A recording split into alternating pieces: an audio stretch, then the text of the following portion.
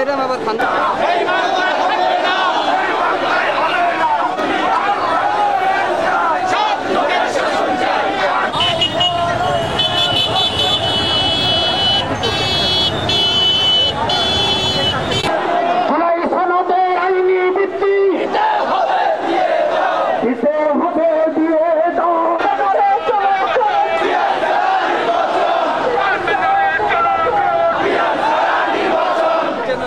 বাংলাদেশের মানুষ ইসলামকে বিজয়ী করলে এদেশের মানুষ সুখে শান্তিতে জীবনযাপন করতে পারবে।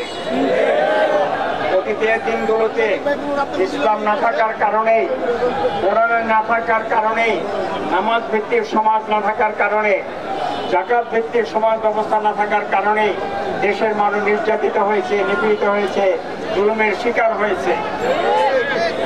এক শ্রেণীর জালেম যারা সারা জীবন ক্ষমতায় থাকার জন্য শুধু নারায়ণগঞ্জ না, সারা বাংলাদেশের মানুষের উপরে সীমাহীন জুলুম নির্যাতন করে এক সময় তারা দেশ থেকে পালিয়ে গেছে।